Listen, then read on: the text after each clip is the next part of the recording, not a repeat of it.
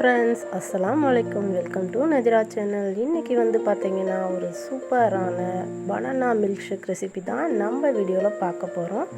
So குழந்தைங்களுக்கு பிடிச்ச மாதிரியான கலர்ஃபுல்லாக எப்படி இந்த மில்க் ஷேக்கு செய்யலாங்கிறது தான் இந்த வீடியோவில் நான் உங்களோட ஷேர் பண்ணிக்க போகிறேன்.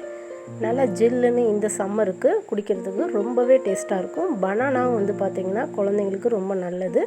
ஸோ ஒரு சில குழந்தைங்க வாழைப்பழம் சாப்பிட மாட்டாங்க. அந்த மாதிரி உள்ள குழந்தைங்களுக்கு நீங்கள் இந்த மாதிரி செஞ்சு கொடுத்தீங்கன்னா ரொம்ப விரும்பி சாப்பிடுவாங்க.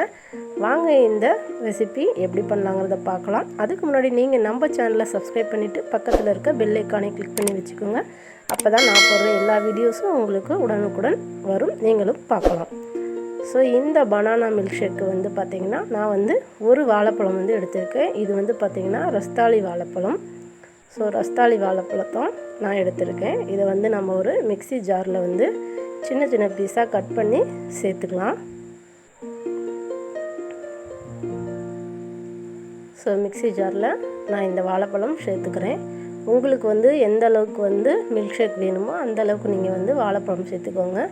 அதிக நபர்கள் நீங்கள் வந்து அதிகமாக வேணும் அப்படின்னா நீங்கள் வந்து 2 வாழைப்பழம் சேர்த்து செஞ்சுக்கோங்க.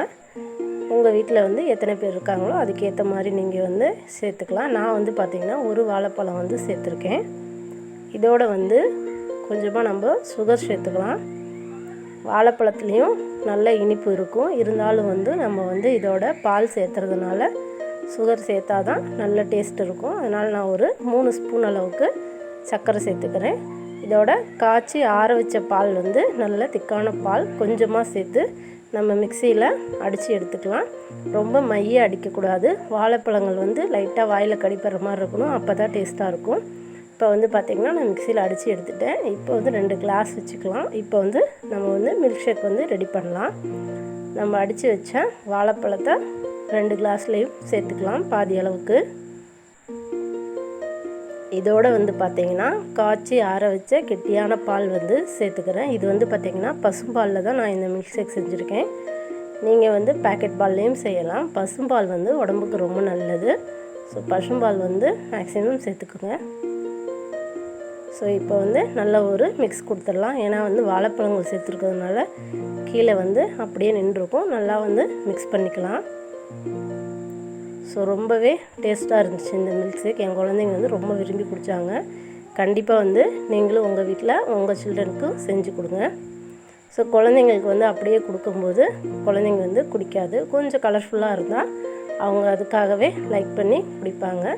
ஸோ அதுக்காக நம்ம கொஞ்சமாக மேலே கார்னிஷ் பண்ணிக்கலாம். இதோடு வந்து பார்த்திங்கன்னா நான் கொஞ்சமாக வந்து பார்த்திங்கன்னா சப்ஜா விதைகள் வந்து ஊற வச்சுருந்தேன். அதையும் சேர்த்துக்கிறேன். சப்ஜா சீட் வந்து உடம்புக்கு ரொம்ப குளிர்ச்சி. இந்த வெயிலுக்கு நம்ம சாப்பிடும்போது ஸோ எது செஞ்சாலும் நம்ம அதோட ஜூஸில் ஆட் பண்ணிட்டோன்னா ரொம்ப நல்லது. மேலே கொஞ்சமாக வந்து நட்ஸ் வந்து நான் வந்து சின்ன சின்ன பீஸாக கட் பண்ணி சேர்த்துருக்கேன்.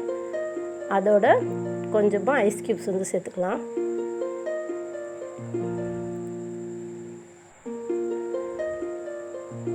ஐஸ் க்யூப்ஸ் சேர்த்துக்கிட்டு அதுக்கு மேலே திரும்ப கொஞ்சம் நட்ஸ் வந்து சேர்த்துக்கிறேன்.